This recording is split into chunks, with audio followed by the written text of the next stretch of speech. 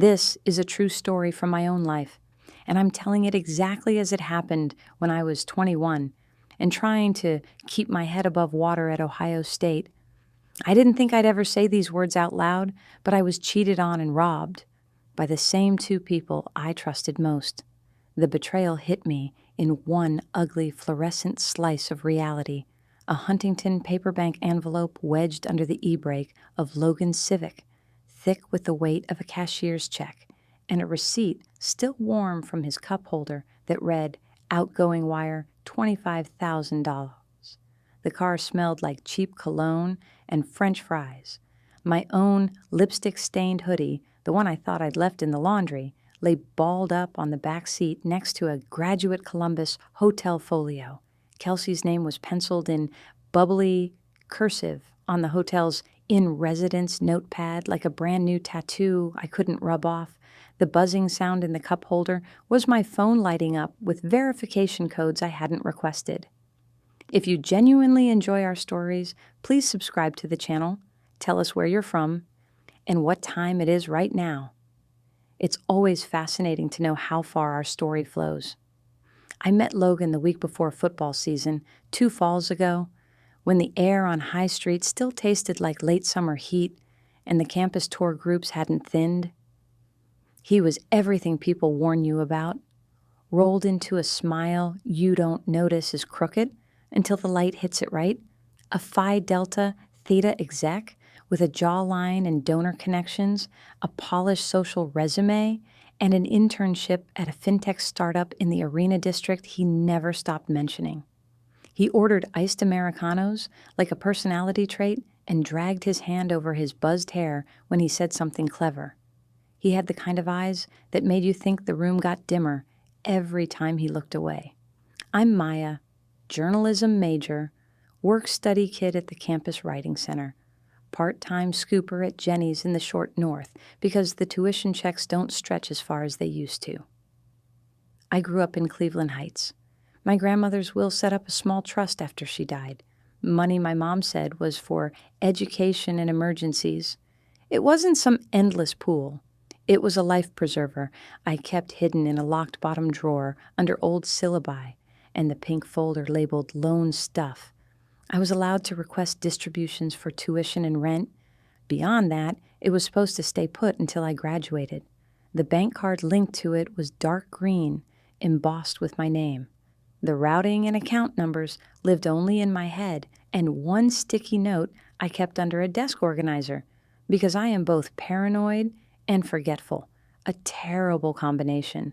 Logan saw the edges of my life, the way you do when you spend nights on a couch eating leftover pad thai and watching the blue TV light turn skin to porcelain. He saw me tip coins out of my apron after shifts.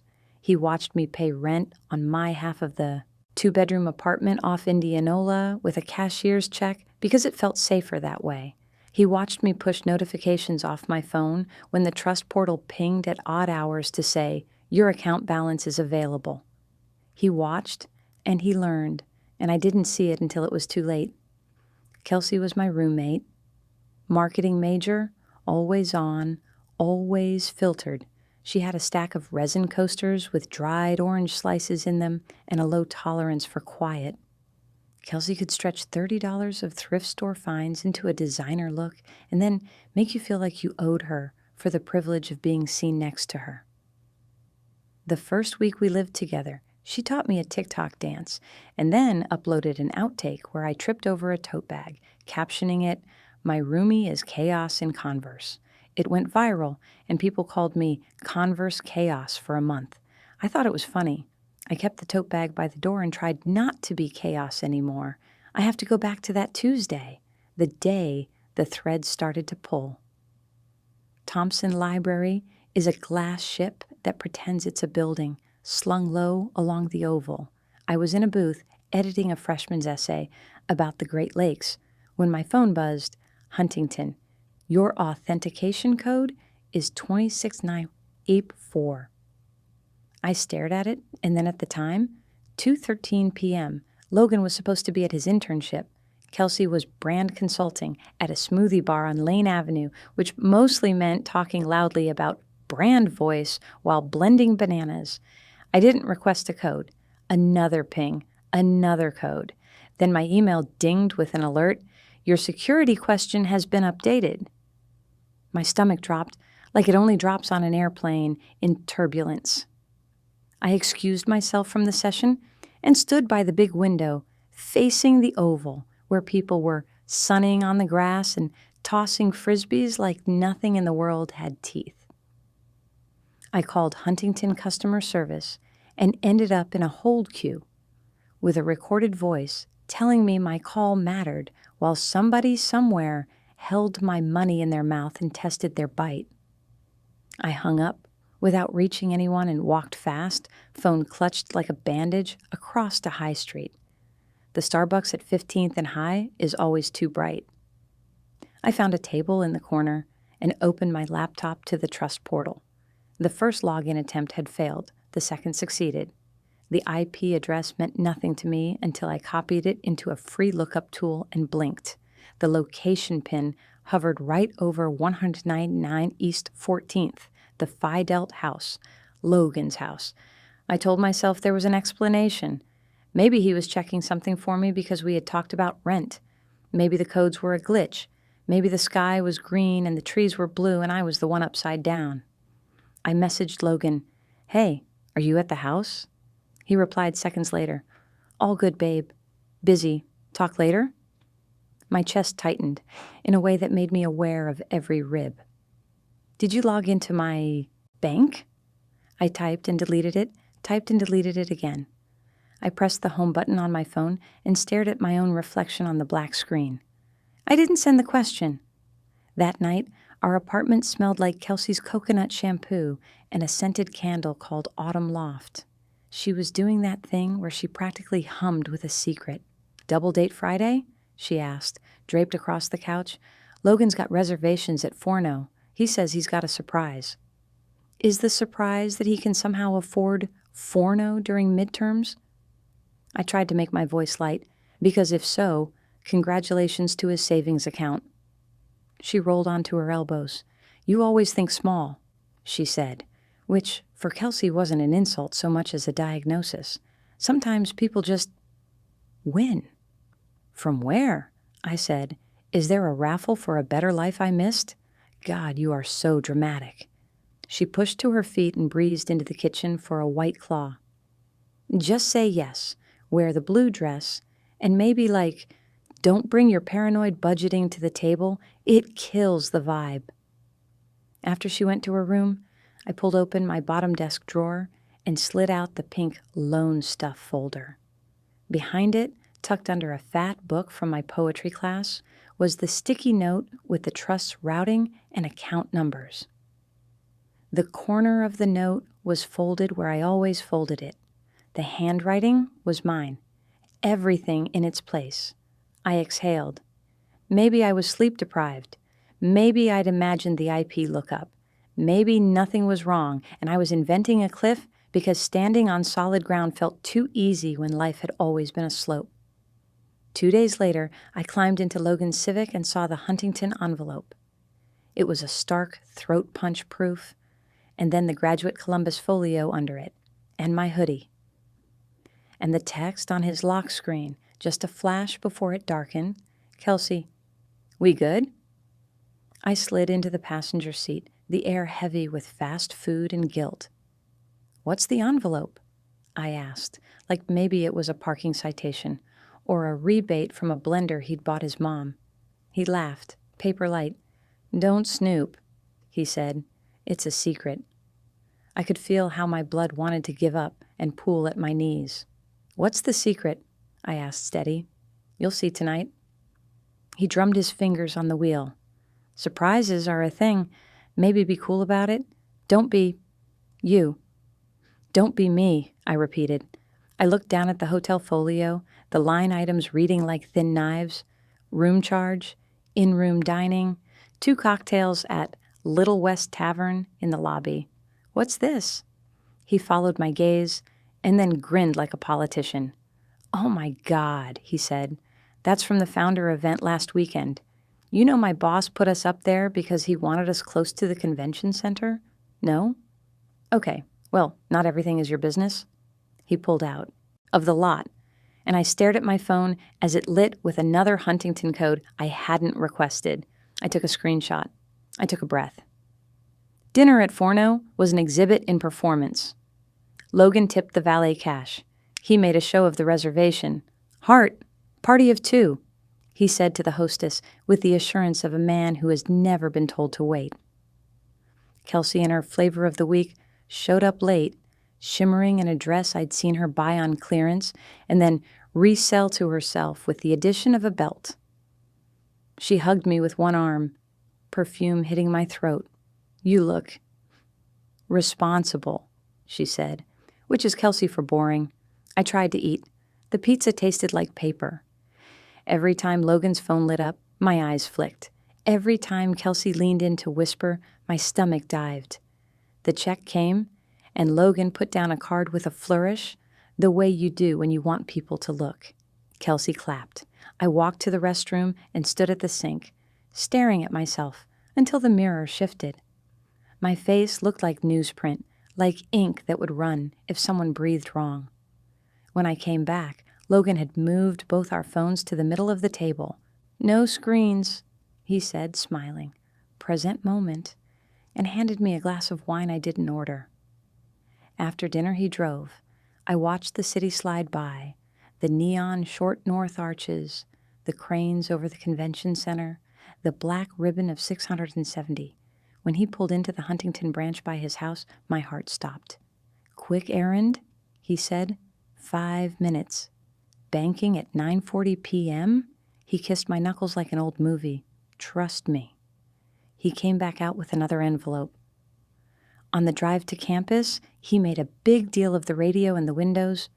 When we parked, he leaned over, kissed my cheek, said, "Tomorrow?" like it was a gift, and watched me walk inside. I didn't sleep. The apartment snapped and sighed like it always did, and Kelsey's laughter floated through the thin wall, the generic flirt of television shows. At 1:23 a.m., I got up and made tea I didn't drink. At 2:07, I picked up my phone and finally typed what I should have 2 days ago. Did you log into my trust? The bubbles came, stopped, stopped. Then, that account is our future, babe. I'm helping. I stared at the word hour until it lost all meaning. Helping? Like rearranging the furniture while you burned down the house. I didn't respond. I opened the trust portal. The $25,000 wire, pending earlier, now showed as completed. Recipient, Leaf & Ledger, LLC. Memo, Education Consulting Retainer. The routing number ended in digits I'd never seen. Leaf and Ledger, I said out loud. Kelsey's bedroom light clicked off, and then it unfolded in the way rot does. Not all at once, but fast enough that you can watch your life slump. Over the next 3 days, Logan was a master at changing the subject. On the Oval, he spun me around by the hands and said we needed to align on our vision. In the cafe, he made fun of my tiny handwriting. In the DMs, he typed, "Trust me," and then sent selfies from a station gym in the RPAC like proof of character. Kelsey was air. She ghosted through the apartment in little shorts and a lot of noise. Her Venmo feed showed new transactions with a leafy plant emoji. When I asked if she knew Leaf & Ledger, she laughed, then looked bored. "Cute name," she said. "Is it that planner I told you to look into? The one that helps you be less you?" Nothing in me could hold still. I went to the Huntington branch after my morning shift and asked for the manager. He was a soft-spoken man with a wedding ring and a tie knot perfectly centered. His name tag said, R. Patel, branch manager. My trust, I said, was accessed without my authorization. He brought me into an office with a glass wall and a privacy curtain he pulled halfway. "Sit," he said. He asked my name and account number and then scrolled a screen I couldn't see. "Ms. Price," he said finally. There was an outgoing wire in the amount of $25,000 to Leaf & Ledger LLC at First Federal. The authorization was completed via 2-factor codes sent to your phone and email, which were verified as yours. The transfer was initiated from a device with a Columbus IP address. Do you recognize the recipient? I wanted to be a person who didn't cry while she explained how her life had just been handled like an empty cup. I swallowed it. No, I said. I want to dispute the wire. Wires are final, he said gently. However, if we can demonstrate fraud or unauthorized activity, the receiving bank may cooperate. You'll need to file an affidavit, and a police report will help. If I can prove someone else used my phone and changed my security questions? I asked. He nodded. Evidence helps. I stared at the pen on his desk. What if I can prove the person who did it will say it out loud? He looked at me for what felt like a full minute. Recordings, he said carefully, are subject to state law. But if you can obtain a statement from the individuals involved, that could inform our internal investigation. He slid me a printed packet. These are the forms. I'll add notes to your file. I went home with the packet and a shaking kind of purpose that needed a place to sit. Kelsey was leaving as I came in, keys jingling like punctuation. You okay? She asked brightly, like she hadn't noticed any of the smoke. Peachy, I said. Hey, do you know Leaf and Ledger? She blinked. What? It's a yes-no question. She cocked her head and smiled. You're paranoid. It's not a cute look. She kissed the air near my cheek. See you tonight, Converse. When the door shut, I opened my Apple Voice Memos app and pressed record just to hear the red bar fill. I Googled Ohio recording law. Ohio is a one-party consent state. I read the same sentence 5 times. It is lawful to record a conversation to which you are a party without the other person's consent.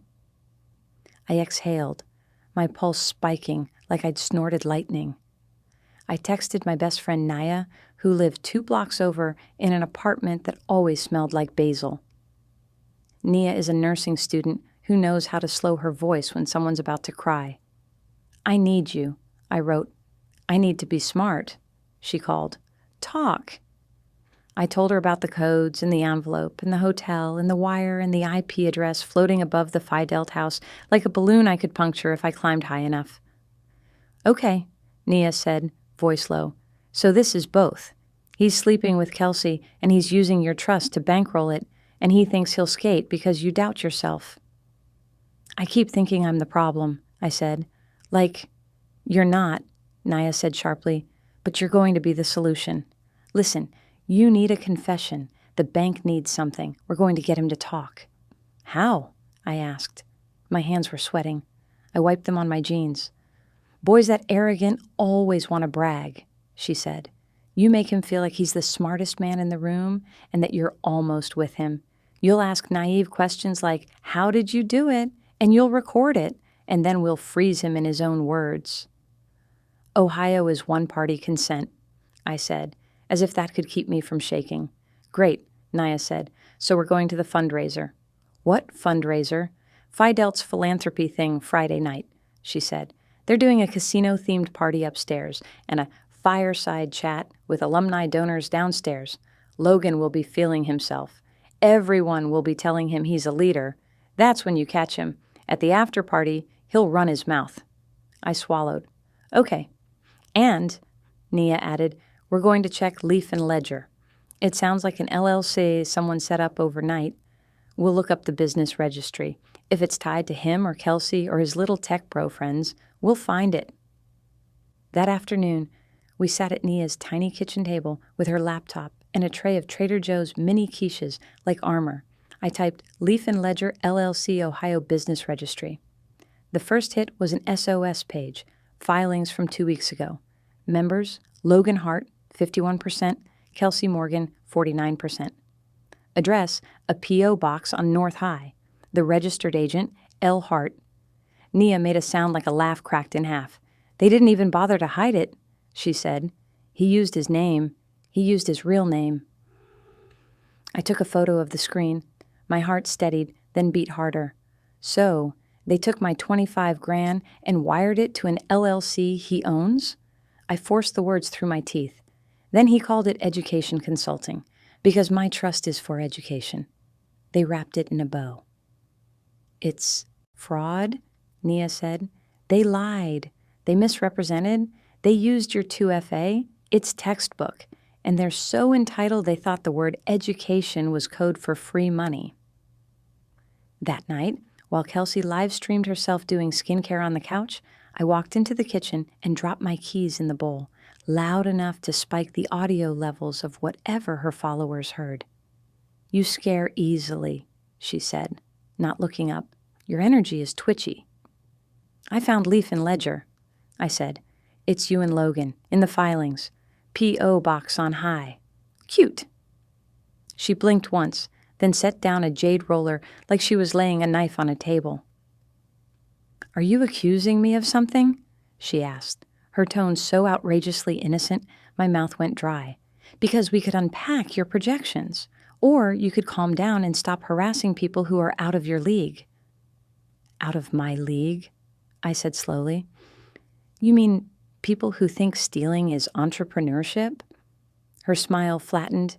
"Careful," she said. "Words like stealing have consequences. You want to threaten me? You want to accuse me?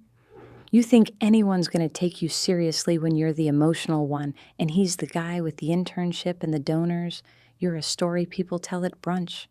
The crazy girlfriend who made everything about her." "I'm not his girlfriend," I said. "I'm the person whose trust you rated." She stood up. We were close enough to smell each other's understanding. "Prove it," she whispered, and then she brushed past me like a cold front. "Prove it," I thought, sitting in the dark while Kelsey filmed herself making overnight oats. Okay. Friday came. I wore the blue dress because I wanted to weaponize every assumption. I let Logan pick me up, and I didn't flinch when he kissed my cheek with a mouth that tasted like mint and small lies. "You look incredible," he said. "I'm proud of you." "For what?" I asked. "For getting it," he said, and he didn't explain. The fraternity house was noise stacked on noise. Upstairs, they'd turned the living room into a casino floor with felt tables and fake chips and a DJ who played the same beat under every song. Downstairs, alumni in blazers held glasses and talked about pipeline and leadership. Logan floated between rooms like a politician collecting compliments. People looked at him like they could see a future drawn around him in Sharpie. Kelsey worked the edges, her hand brushing his sleeve, her laugh timed like clapping. When she looked at me, her mouth tilted, a door she had no intention of letting me through. Nia arrived in a black jumpsuit that made her look like a mission. She pulled me into a corner by the framed composite photos. "You ready?" she asked. "No," I said. "Yes." When the DJ moved the party toward the backyard for some semi-final round of fake poker, I slipped my phone into my clutch with voice memos open. Nia kept near the kitchen, running interference. Logan found me by the back steps, where the string lights made everyone look like better versions of themselves. "Hey," he said. "You okay? You've been quiet." "I'm listening," I said. "To what?" "To you," I said. "Tell me how you did it." His smile sharpened. He leaned on the railing. "What?" "Leaf and Ledger," I said softly. It's genius, actually. You figured out how to help me by optimizing the terms of the trust, right? Education is such a flexible category. Consulting could be education. You're consulting me into the future." The flicker of shock was small and then gone. His eyes warmed like he'd been waiting for me to catch up. "Exactly," he said. "See, I knew you'd come around." "Hey, so walk me through it," I said. "How did you get the wire? I know there were codes. I don't always have my phone. I'm just curious." He glanced around, then closer, his voice pitched low enough to make it intimate. "Babe, it was easy. You used the same security question everywhere. The dog, come on. And your email? Your laptop autofills? I saw you do it. So I used your laptop at your place when you were showering, and I updated the email to the one on my Leaf and Ledger account, temporary. I sent the codes to you, opened your phone when you were asleep, Face ID is a blessing, and then I changed it back. You were safe the whole time." "You changed my security questions," I said, the red bar on my screen climbing. my heart keeping time. You logged in from the house. Yeah, he said, weirdly proud. I had to hide the IP. But whatever, it's not like banks care if it's the boyfriend. You clicked yes to dating me. That's consent. That's not how consent works, I said evenly. It's how life works, he said. And it's better this way. I can steward it. I set up the LLC so it's above board. It's an investment in us. When you graduate, I close Leaf and Ledger, you get your degree, and we've built credit, contacts. It's genius. Donors love hustle. The bank loves paper trails. You'll thank me. And Kelsey? I asked. Does she get a diploma too? He laughed, and for a moment I saw every version of him I'd already met collapse into one. Kelsey's marketing, he said. She helps with optics. Don't be small about this. It's bigger than feelings. It's operations. I kept my face still. So you used my trust to fund your photo shoots and hotel rooms and dinners. Everything is content, he said. He brushed a hair off my shoulder, a gesture that used to feel sweet. You're dramatic. This will pay off. You don't see the whole board yet? Nia stepped out from the kitchen door with 2 red Solo cups, moving like a dancer through a gap in the crowd. She didn't look at me, just bumped my shoulder like a yes. Kelsey appeared at Logan's other side. Everything good? She asked, eyes sharp. She looked at my hand near my clutch like she could see the recording through the leather. Perfect, Logan said. She gets it. He squeezed my waist like he'd trained me. She finally gets it. You know those moments when your life divides into before and after, and you can hear the door click behind you as it closes? That was the moment. I need to use the bathroom, I said, as calmly as I could. I walked through the crowd like my bones knew the floor plan. I found an empty room with a desk, shut the door, and listened to the audio. Logan's voice, clear as a headline. The dog, the email, the face recognition while I slept, the LLC, the word genius, like a joke. I went outside and texted Mr. Patel's card, the number he'd scrawled at the bottom with "if urgent." I wrote, I have a recording of the person who authorized the wire describing how he accessed my account without consent and routed funds to an LLC he owns. I have the business registration listing him and my roommate as members. Can I bring this to the branch in the morning? The dots appeared and disappeared. Then, please, call our fraud hotline now and reference case number and not number. I will annotate and escalate. If you have a recording, preserve it. Email yourself a copy. I emailed myself a copy. I emailed Naya a copy. I uploaded it to my Google Drive and labeled it Grocery List 2022 because I am petty and practical. I texted Nia, Plan B, public. She replied, legal first, then public, order matters. I stepped back into the party. Kelsey's laugh was a siren. Logan was being congratulated for nothing. I felt like I was watching a nature documentary about predators who were very proud of their camouflage. The next morning, I was at the Huntington branch when the door opened. The lobby still smelled like lemon cleaner and patience. Mr. Patel saw me and waved me straight back. I sat. He listened to the recording with his lips pressed, and when it ended, he didn't speak for a long moment. Thank you, Ms. Price, he said finally. This is extremely helpful. He typed, I will forward this to our fraud department and legal team, because the wire was to a business the individual owns, using funds restricted for your education, and because he described accessing your device without your consent. We have sufficient grounds to submit a recall request to the receiving bank and to freeze any subsequent transfers associated with the LLC. I will also flag your account for enhanced security and update the access credentials. Do you wish to add any additional precautions? Yes, I said. New card, new security questions, no online access without in-branch verification for any wires, and a note that any business with the name Leaf and Ledger is to be treated as suspect. He nodded. I'll add a fraud watch. He printed a forms and handed me a pen. Sign this affidavit, And if you haven't already, file a police report. We will coordinate with the receiving bank. They may hold the funds pending investigation. Meanwhile, I'll send a preliminary freeze request." "Will they give it back?" I asked. He looked at me in a way that wasn't a promise, but wasn't not a promise either. "We have a strong case," he said. I walked out into a blue morning and called the Columbus Police non-emergency number from the sidewalk. I explained. The officer said I could make a report online and then schedule a call with a detective. I did both. Then I sat on a bench and called the fintech startup Logan worked for, asked for HR, and explained, with no details beyond, "I am filing a police report for identity theft and financial fraud involving one of your interns. A bank investigation is underway. I have recordings and filings."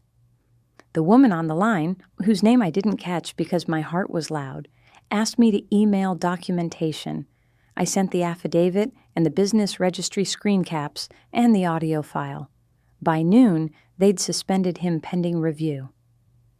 Kelsey tried to text me when she realized something was moving. "You are unwell." Then, "Logan says you misunderstood." Then, "You're ruining his future because you're bitter he doesn't love you." Then, "I'm not scared of you." I replied once, "Talk to a lawyer."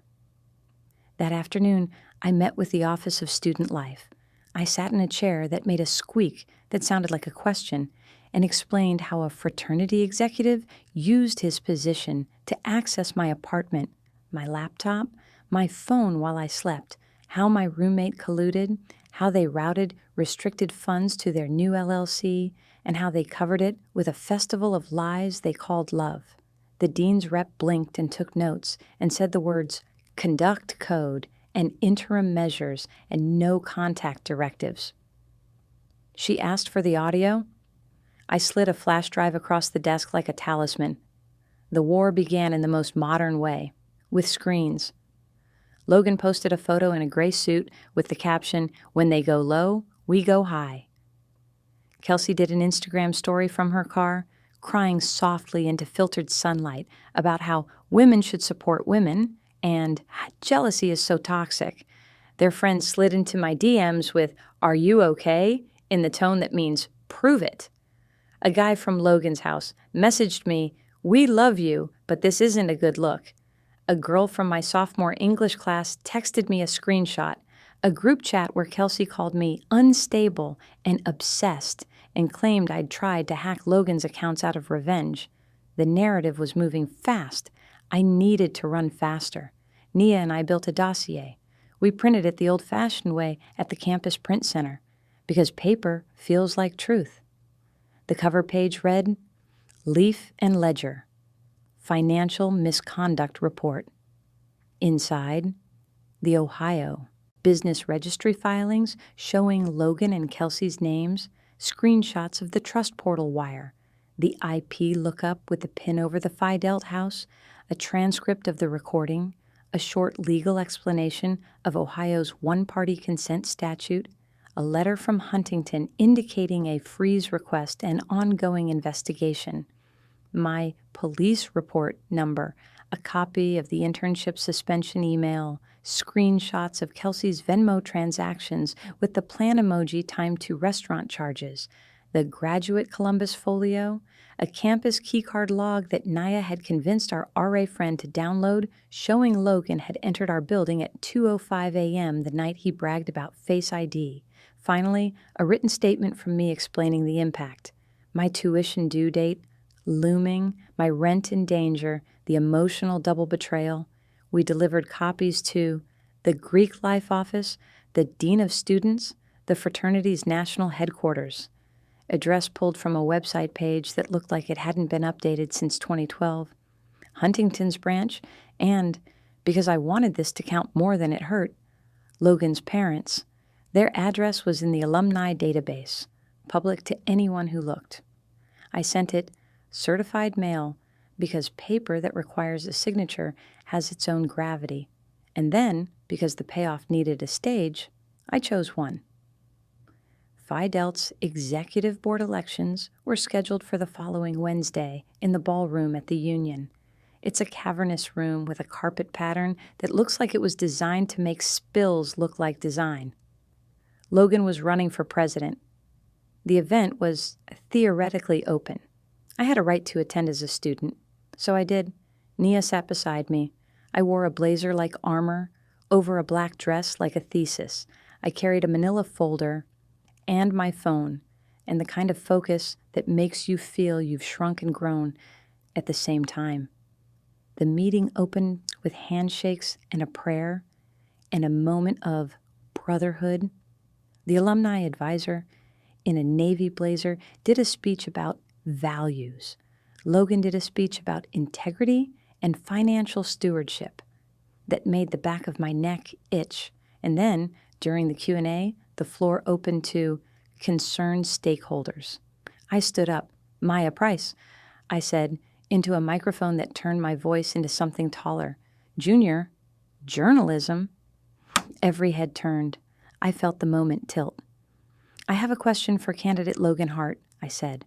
Would you like to comment on the ongoing bank fraud investigation regarding a $25,000 wire from my restricted education trust to an LLC you own called Leaf and Ledger, an entity registered 2 weeks ago with you and Kelsey Morgan listed as members, using access to my phone and laptop while I slept? Or should I play the recording where you describe how you did it? You know when air leaves a room because everyone inhales at once? It sounds like a wave and a gasp.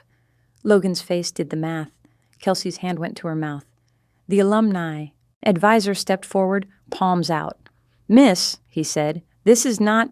It is, I said. Calm. The kind of calm that hums. I held up my folder. Huntington has initiated a freeze request. The fintech where Logan interned has suspended him pending internal review. The Greek Life Office and the Dean's Office have my full report and the recording. I have a police report number if anyone would like it.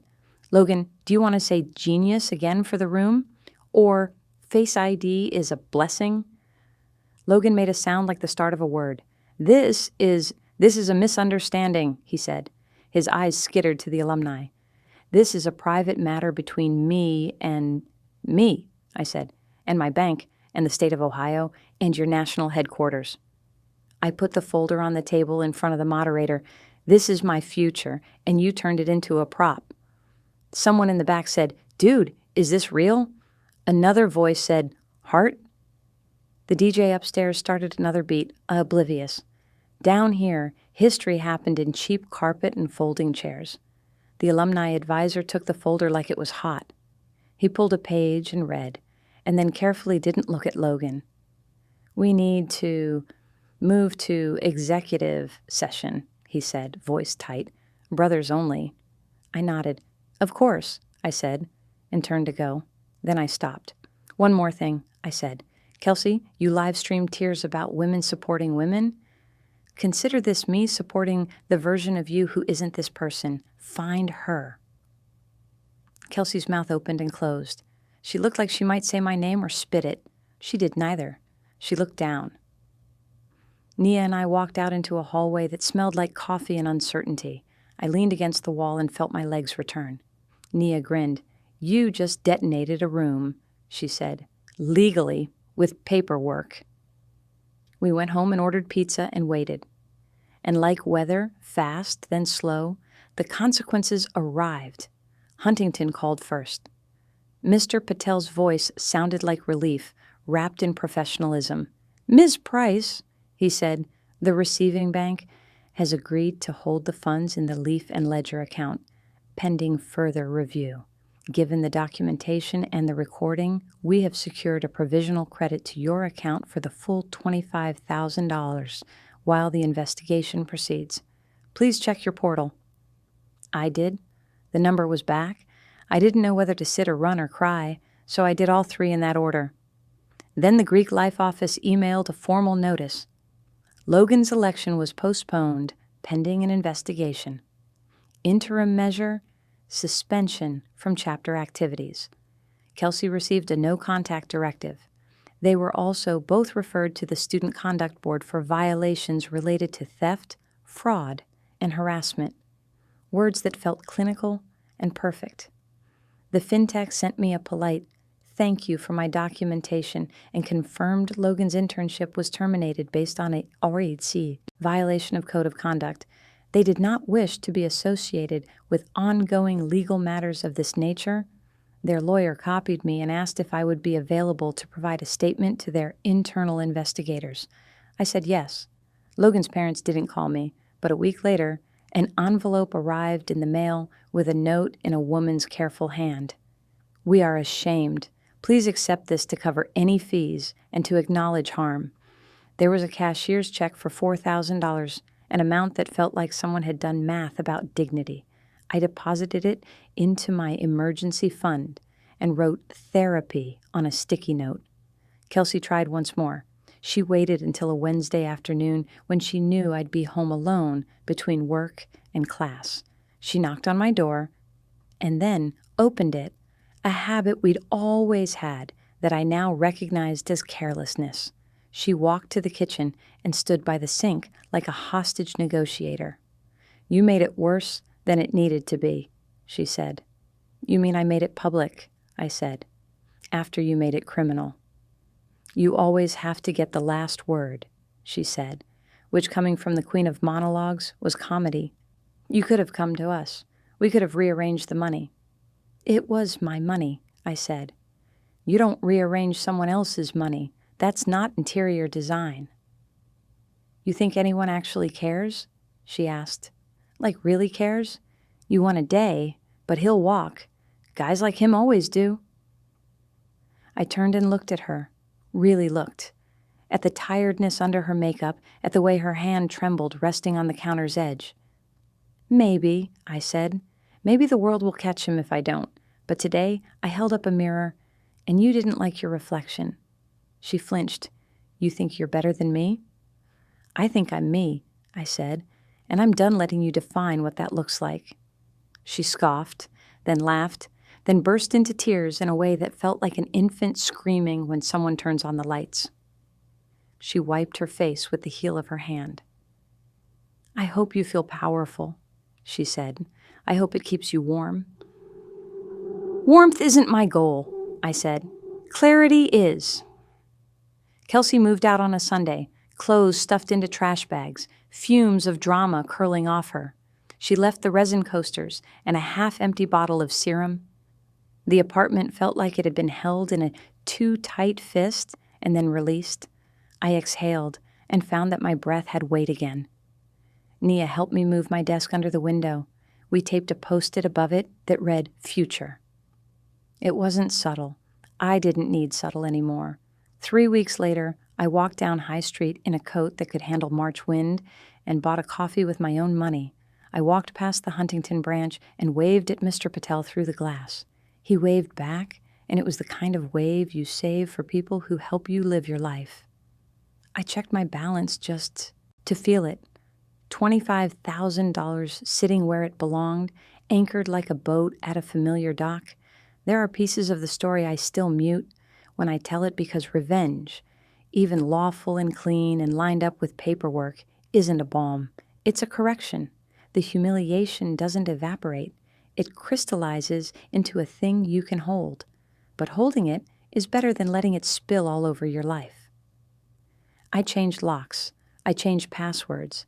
I changed the way I read people who talk about vision and stewardship and moving fast. I filed the bank paperwork in a new folder labeled "This Will Never Happen Again." I deleted 15 photos. I kept 3, for evidence and for truth. I stopped carrying all my passwords in my head and moved them into a manager guarded by numbers only I know. I stopped letting someone else's confidence be louder than my own caution. I stopped apologizing for the size of my questions. At the end of the semester, I stood on the oval and watched graduation caps glitter like thrown coins, and I let myself imagine a future I hadn't dared to describe before. It didn't look like a trust balance. It looked like a newsroom. It looked like Ohio in fall and Cleveland in summer and a plane that didn't scare me. It looked like waking up in a bed where nobody had tried to borrow my face while I slept. Logan, He posted an apology, not apology Instagram caption that read like a press release for a canceled show. He never returned to Phi Delt. The national HQ suspended him for 5 years and required restitution to stay in good standing. He deferred for a semester and then resurfaced on LinkedIn as Consultant Self. I changed my settings so that profile views wouldn't tell him I saw. He messaged once months later, just a question mark. I didn't respond because I do not owe punctuation to people who spend it like counterfeit. Kelsey launched a rebrand. She cut her hair and called herself a creative ethicist for 2 weeks before deleting the bio. We ran into each other on High once, and she looked through me like the sun. I realized I didn't need an apology to keep walking. The no contact directive expired. My silence didn't. People will tell you that revenge must be big to be real. They will picture galas and spotlights and microphones. They're wrong. Revenge can be an affidavit. It can be a well-timed email. It can be a manila folder and a calm question at a podium. It can be a phone call to a bank branch at 9:06 a.m. on a Saturday and a manager with a name tag who looks you in the eye and says, "We have a strong case." One morning in late April, when the trees on campus were just starting to consider green again, I woke to the sound of my phone pinging. For a second, my body did the old panic dance. Then I looked. It was a notification from Huntington. Your provisional credit has been made permanent. I rolled over and let the sun smear across my face like a new page. I got up, made coffee, sat at the desk under the word future, and opened a new document called Story Ideas. I typed the first line, "This is a true story from my life." I closed my eyes and saw the bank envelope, the hotel folio, the plant emoji, the IP address hovering over a house, the red line of a recording marching forward. I saw the Union Ballroom, the microphone, the folder on the table. I saw $25,000 returning home like a bird that survives winter on instinct and luck. And then I wrote what I knew about power, that it's most dangerous when it looks like love, that it's most honest when it sits in your own hands, that it's most satisfying when it is quiet, incorrect, and entirely yours. I pressed save. I walked to class. The wind was rude and bright and full of the kind of promise that isn't a promise at all, but an invitation. I said yes. The end